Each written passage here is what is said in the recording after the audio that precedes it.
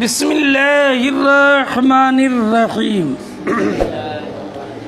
باب ما جاء فی فضل الطہور۔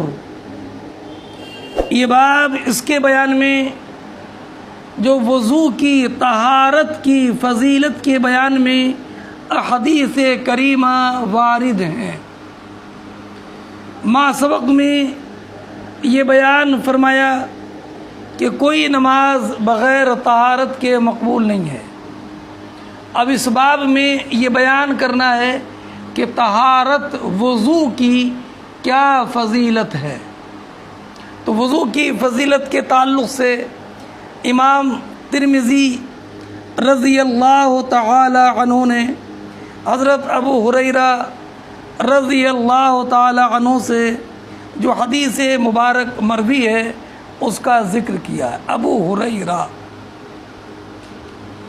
ہریرہ صحابہ کرام علیہم الرحمۃ والرضوان میں سب سے زیادہ احادیث کریمہ روایت کرنے والے ہیں۔ 6 صحابہ کی روایتیں زیادہ ملتی ہیں، انہیں بولتے ہیں مکثر الحدیث۔ ان میں ایک حضرت ابو ہریرہ ہیں، جابر ابن عبداللہ ہیں، حضرت عائشہ صدیقہ ام المومنین رضی اللہ تعالی عنہا ہیں، حضرت انس ابن مالک رضی اللہ تعالی عنہ ہیں، حضرت عبداللہ ابن عباس ہیں، حضرت عبداللہ ابن عمرو ابن عاص ہیں۔ یہ صحابہ کرام علیہم الرحمۃ والرضوان مکثرین الحدیث کہلاتے ہیں، اور ان میں بھی سب سے زیادہ روایتیں جو ہیں وہ حضرت ابو ہریرہ سے ہیں۔ 5275 حدیثیں اور یا اس کے قریب علی اختلاف روایت امام حضرت ابو ہریرہ سے مروی ہے۔ قبیلہ دوس کے تھے ابو ہریرہ۔ غزوہ خیبر جو سن 7 ہجری میں ہوا اس موقع پر آئے اور اسلام قبول کیا، اور خیبر کے مال غنیمت سے ان کو حصہ ملا۔ بعد میں نبی کریم صلی اللہ تعالی علیہ وسلم کی خدمت میں ہمیشہ لگے رہتے تھے۔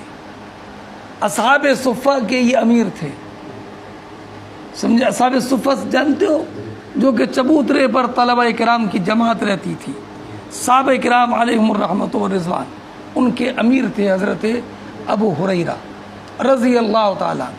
سن 58 یا 59 یا 57 ہجری میں حضرت ابو ہریرہ رضی اللہ تعالیٰ عنہ کا وصال ہوا، اور یہ آستین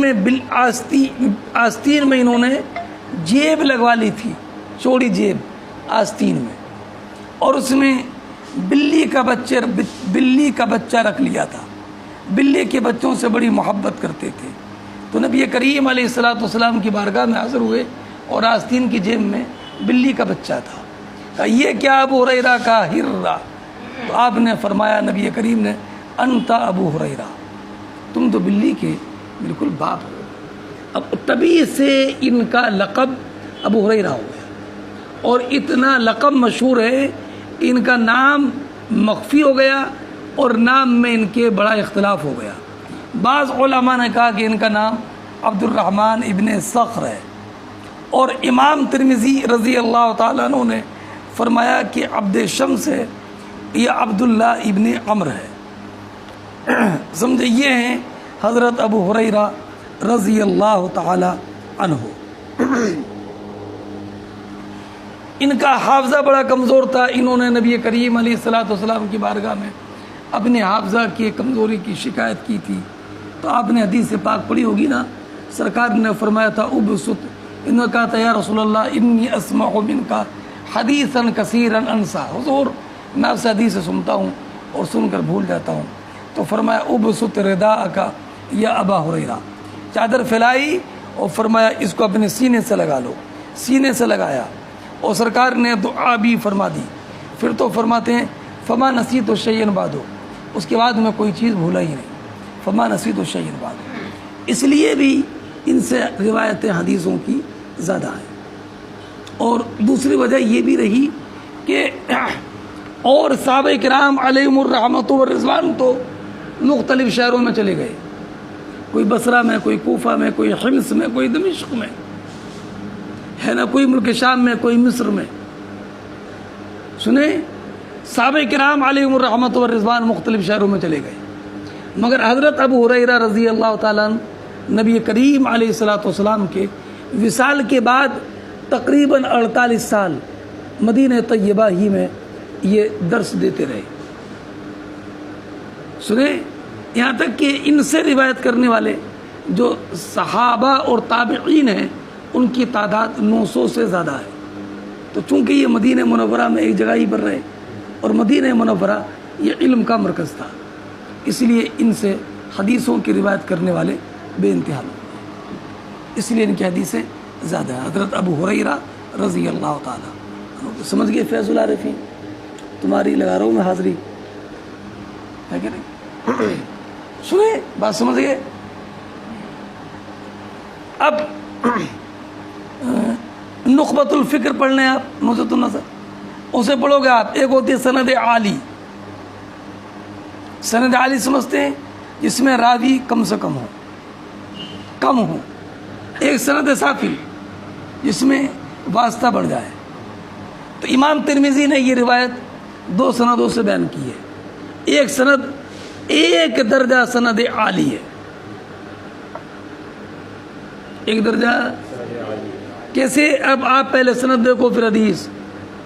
فرماتے ہیں حدثنا اسحاق بن موسیٰ الانصاری. امام ترمذی کے شیخ کون ہیں؟ اسحاق بن موسیٰ. حدثنا معن ابن عیسیٰ. شیخ الشیخ حدثنا مالک ابن انس. ملا؟ کیا ہوئے؟ 3 ہو گئے. اور مالک ابن انس نے روایت کی ہے سہیل ابن ابی صالح سے. تو سہیل ابن صالح 4تھے نمبر پائے، ہے نا. اب تحویل سند کے بعد دوسری سند دیکھو. وحدثنا قتیبہ عن مالک عن سہیل ابن صالح حدثنا قتیبہ. امام ترمذی کی دوسری سند ہے حدثنا قتیبہ عن مالک. تو قتیبہ نے روایت کی ہے مالک سے، بیچ میں کوئی واسطہ نہیں ہے. سنیں بیٹا. اور پہلی جو سند تھی بولو، اس سند میں اسحاق ابن موسیٰ انصاری اور مالک ابن انس کے درمیان ایک واسطہ ہے. کن کا؟ معن ابن عیسیٰ کا. ارے نہیں سمجھے؟ وہاں پر ایک واسطہ ہے. کس کا؟ معن ابن عیسیٰ کا. کس میں؟ اسحاق ابن موسیٰ انصاری شیخ امام ترمذی اور مالک ابن انس کے درمیان. اور یہ جو دوسری طریق سند ہے حدثنا قتیبہ عن مالک، اس میں قتیبہ اور مالک کے درمیان کوئی واسطہ نہیں ہے. ملا؟ مالک ابن انس نے روایت کی ہے سہیل ابن ابی صالح سے. سہیل ابن ابی صالح روایت کرتے ہیں اپنے والد سے. ان کے والد کون ہوں گے؟ نام یاد ہے ان کے والد کا؟ ارے ان کے والد ابو صالح تو ہوئے ہیں. سہیل ابن ابی صالح ہیں تو سہیل کے والد کا نام کیا ہوگا؟ صالح نہیں، ابو صالح. ابو صالح ہے نا. اب ابو صالح بھی نام نہیں ہے. ابو صالح کا نام ہے زکوان، اور ان کو بولتے تھے سمان یا زیات، چونکہ یہ گھی اور زیتون کا تیل فروخت کرتے تھے کوفہ جا کر، اس لیے ان کو ابو صالح زیات یا ابو صالح سمان کہا جاتا. ان کا نام تھا زکوان. سنے نہیں؟ عن ابی ہریرہ، یہ تابعی ہیں، یہ روایت کرتے ہیں حضرت ابو ہریرہ رضی اللہ تعالیٰ عنہ سے. تو ابو ہریرہ سے روایت کس کی ہوئی؟ ابو صالح زکوان کی. ان سے روایت کرنے والے ان کے بیٹے سہیل اور سہیل سے روایت کرنے والے امام مالک. سنیں تو گویا کہ ابو صالح بھی محدث ہیں اور ان کے بیٹے سہیل یہ بھی محدث ہے، اور ایسے محدث کہ ان سے حدیث لینے والے امام مالک ہیں. اللہ اکبر کبیرہ. نہیں سمجھے؟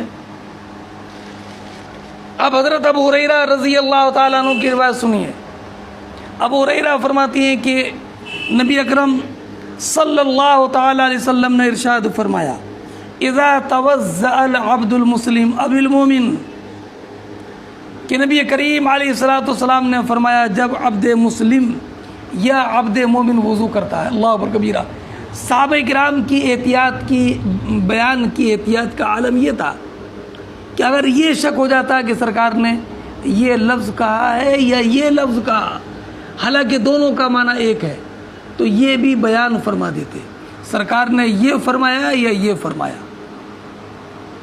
حالانکہ آپ نے پڑھا شرح قائد میں کہ مومن اور مسلم دونوں ایک ہیں. الاسلام والایمان واحد پڑھا ہے. معنی کیا ہے دونوں کا؟ کہ مسلم اور مومن دونوں کا مصداق ایک ہے.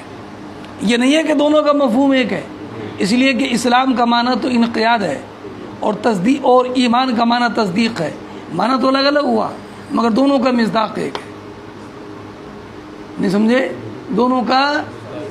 دونوں مترادف نہیں ہیں بلکہ دونوں متصادق ہیں کہ دونوں کا صدق ایک ذات پر ہوتا ہے.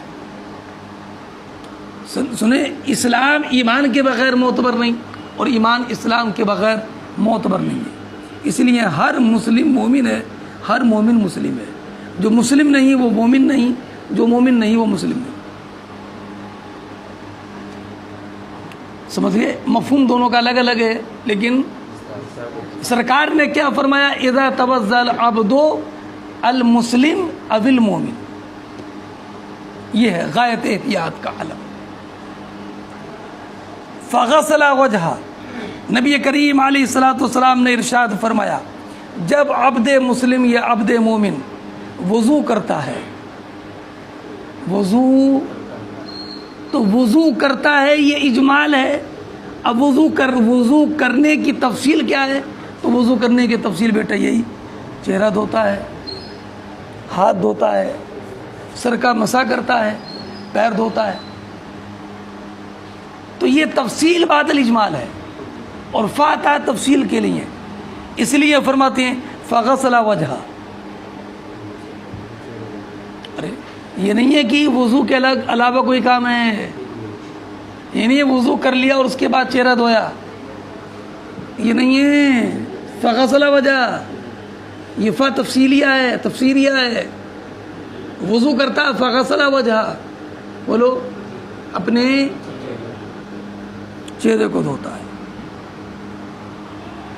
تو فرماتے ہیں خرجت من وجہی کل خطیۃ نظر الیہ بعینیہ مع الماء او مع آخر قطر الماء او نحو ھذا. اللہ اکبر. نبی کریم علیہ السلام نے ارشاد فرمایا تو ہر وہ گناہ ملا جس کی طرف اس کی آنکھوں نے دیکھا تھا، یعنی اس کی آنکھوں سے دیکھنے کا جو بھی گناہ تھا وہ چہرہ دھوتے ہی وہ گناہ نکل جاتا ہے. چہرہ پانی کے ساتھ اور یا پانی کے آخری قطرے کے ساتھ، دونوں میں فرق ہے. چہرے پر پانی ڈالا تو گناہ نکل گیا، اور دوسرا معنی ابھی نہیں نکلا ہے. جب پانی سے آخری قطرہ جھڑے گا تو اس آخری قطرے کے ساتھ ہر وہ گناہ نکل جائے گا جو گناہ کے بولو. ہاں سنیں، فخرجت من وجہی تو اس کے چہرے سے نکل جاتا ہے ہر وہ گناہ نظر الیہ بعینیہ مع الماء او مع آخر قطر الماء، ہے نا، جس گناہ کے کام کی طرف دیکھا اس نے اپنی دونوں آنکھوں سے، یا تو نکل جائے گا پانی کے ساتھ یا پانی کے آخری قطرے کے ساتھ، ہے نا. او نحو ذالک، یا اس کے مثل. سرکار نے لفظ ارشاد فرمایا دونوں آنکھوں سے دیکھا تو بیٹا دونوں آنکھوں سے دیکھنے کا مطلب اگر ایک آنکھ بند کر کے گناہ کیا تو بیٹا یہ اعتراض کے لیے نہیں ہے، بلکہ جو دیکھتا ہے وہ دونوں آنکھوں سے ہی دیکھتا ہے۔ اور یہ پڑھا سوال ہے آپ نے کہ دونوں آنکھوں کا اسی لیے جوڑ ہے تاکہ مرئی ایک رہے، تو جو بھی دیکھے گا وہ دونوں آنکھوں سے دیکھنا ہوگا۔ اور اگر ایک آنکھ سے دیکھ رہا تو کیا بولتے ہیں، کیا بات وہ ترچھی نگاہ سے دیکھ رہے ہو، یعنی دیکھ نہیں رہے ہو، نگاہ ٹیڑھی کر رہے ہو، وہ دیکھنا نہیں، اس لیے فرمایا بے آئی نہیں ہے۔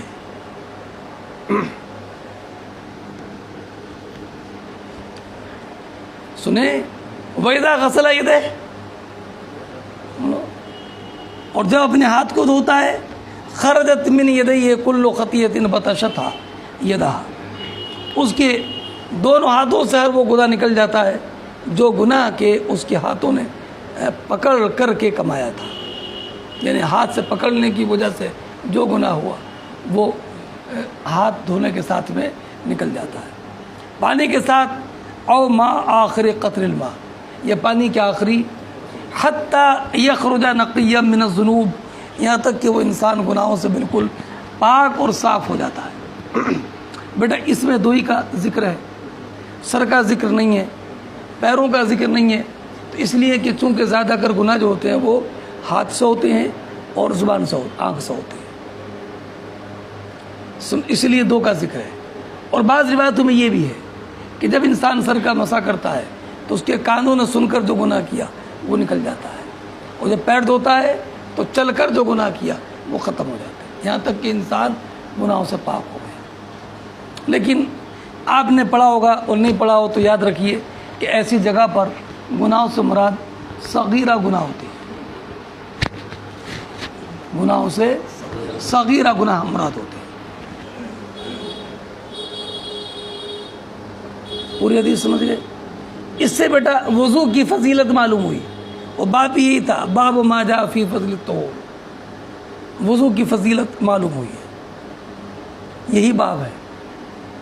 اور یہ بھی معلوم ہوا کہ وضو سے انسان کے گناہ جھڑتے ہیں، اسی وجہ سے امام اعظم کے نزدیک مائع مستعمل ناپاک ہے، چونکہ وہ گناہوں کا میل اس میں جو ہے وہ لگا رہتا ہے، سمجھے، گناہ ادھر منتقل ہو جاتے ہیں۔ اور امام اعظم نے اس کو ناپاک کہا ہے، مگر فتویٰ قول صاحبین پر ہے، امام محمد کے قول پر ہے کہ مائع مستعمل پاک تو ہے، طاہر ہے، مطاہر نہیں ہے، پاک تو ہے لیکن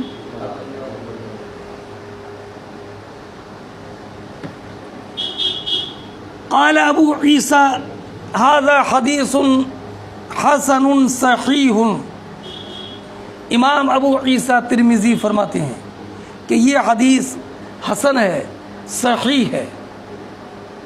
یہ حدیث امام ترمذی کہیں پر فرمائیں گے یہ حدیث حسن ہے، صحیح ہے، غریب ہے، میں نے پہلے سبق میں اس کی تفصیل کر دی ہے کہ یا تو یہاں پر او عاطفہ محذوف ہے، حسن او صحیح، اور یا مراد یہ ہے کہ یہ اس حدیث کے روایت کے دو طرق ہیں، ایک طریق کے اعتبار سے حسن ہے اور ایک طریق کے اعتبار سے یہ، اور ایک جواب یہ کہ مراد یہ ہے کہ یہ حدیث حسن لذات ہی ہے، صحیح لغیر ہی ہے۔ کیا حسن سنیں، وہ کون سی حدیث؟ وہ حدیث مالک عن سہیل، بولو، جو مالک ابن انس کی حدیث ہے سہیل سے، کہ سہیل نے روایت کی ہے اپنے والد سے، عن ابی ہریرہ، انہوں نے روایت کی، یعنی اس طریق کے ساتھ جو یہ حدیث مروی ہے حضرت ابو ہریرہ کی جو حدیث ہے، یہ حدیث حسن، حدیث صحیح ہے۔ وہ ابو صالح والد سہیل، اور ابو صالح وہ ہوا ابو صالح سمان، اور یہ ابو صالح سمان ہے، وہ اسمہ ذکوان، ان کا نام، وہ ابو ہریرہ اختلفوا فی اسمہ، ابو ہریرہ کے نام میں اختلاف ہے، فقالوا عبد الشمس، تو بعض نے کہا کہ یہ عبد الشمس ہے، وقال عبداللہ ابن عمر، اور بعض نے کہا کہ عبداللہ ابن عمر ہے، اور ایسے ہی محمد ابن اسماعیل نے کہا۔ پہچانتے ہو محمد ابن اسماعیل کون ہے یہ؟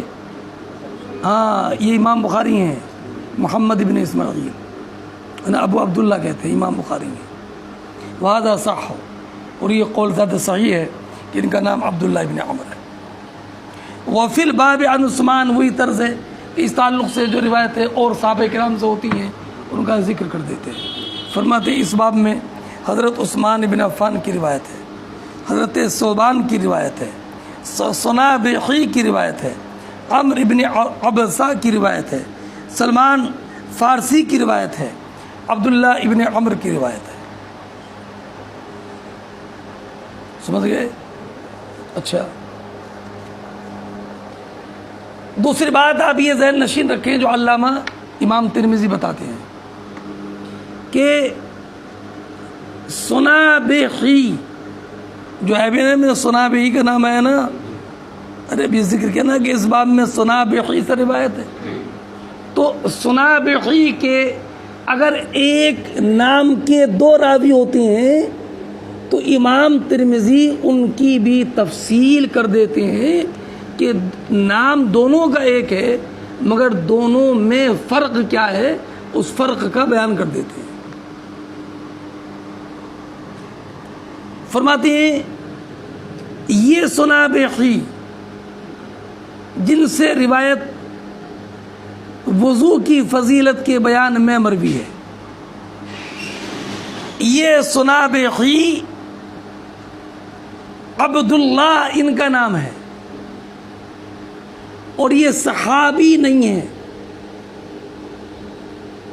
انہوں نے اسلام تو قبول کر لیا تھا نبی کریم علیہ السلام کے زمانے ہی میں، لیکن جب نبی کریم علیہ السلام سے ملاقات کے لیے چلے تبھی مقام جحفہ ہی میں پہنچے تھے کہ انہیں خبر مل گئی کہ نبی کریم علیہ السلام کا وصال ہو گیا۔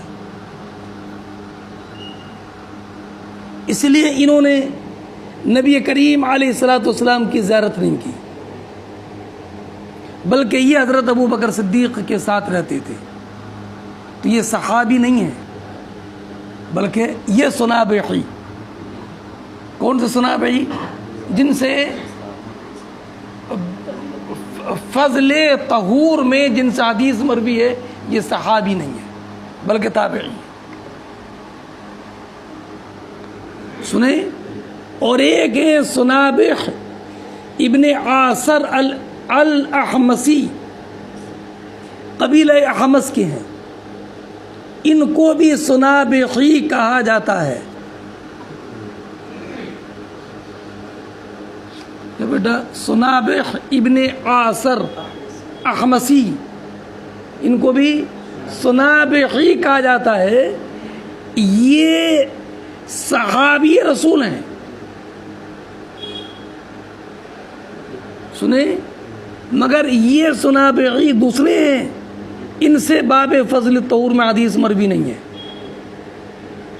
بلکہ ان سے دوسری حدیث مروی ہے ان صنابحی سے۔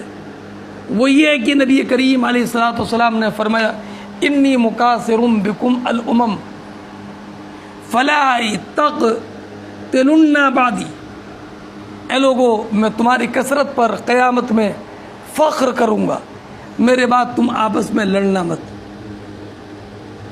انی مکاثر بکم الامم فلا تقتلن بعدی، کہ بے شک میں تمہاری کثرت پر قیامت میں فخر کروں گا، فلا تقتلن بعدی، تم میرے بعد قتال مت کرنا۔ تو یہ جو نبی کریم علیہ السلام کا ارشاد ہے یہ منقول ہے صنابحی سے، ان صنابحی سے جو صحابی رسول ہے۔ اور فضل باب فضل الطہور میں جو روایت مروی ہے نا صنابحی سے، جو امام ترمذی نے ذکر کیا، تو ان کے بارے میں امام ترمذی فرماتے ہیں کہ یہ صحابی نہیں ہے بلکہ یہ حضرت ابو بکر صدیق رضی اللہ تعالیٰ عنہ کے ساتھ رہتے تھے۔ اب بیٹا پوری بات سمجھ گئے؟ فرماتے ہیں وَالصُّنَابِحِي هَذَا الَّذِي رَوَى، وہ صنابحی یہ وہ ہیں جنہوں نے نبی کریم علیہ الصلوۃ والسلام سے روایت کی ہے طہور وضو کی فضیلت میں. یہ عبداللہ صنابحی ہیں، اور یہ وہ صنابحی ہیں جو ابو بکر صدیق سے روایت کرتے ہیں. ان کا سمع نبی کریم علیہ الصلوۃ والسلام سے نہیں ہے. ملا بیٹا؟ عبداللہ ہے. ان کا نام عبد الرحمن ابن عسیلہ ہے، کنیت ان کی ابو عبداللہ ہے. رحلا الی النبی، انہوں نے نبی کریم علیہ الصلوۃ والسلام کی طرف کوچ کیا تھا. نبی کریم علیہ الصلوۃ والسلام کا وصال ہو گیا، وہ ہوا فی الطریق. بولو ہاں ملا بیٹا؟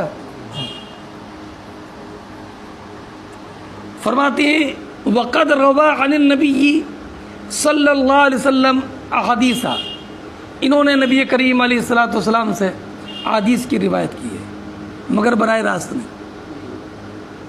وصنابح ابن العاصر الاحمسی صاحب النبی، اور صنابح ابن عاصر احمسی نبی کریم علیہ الصلوۃ والسلام کے صحابی ہیں. یقال له الصنابحی ایضا،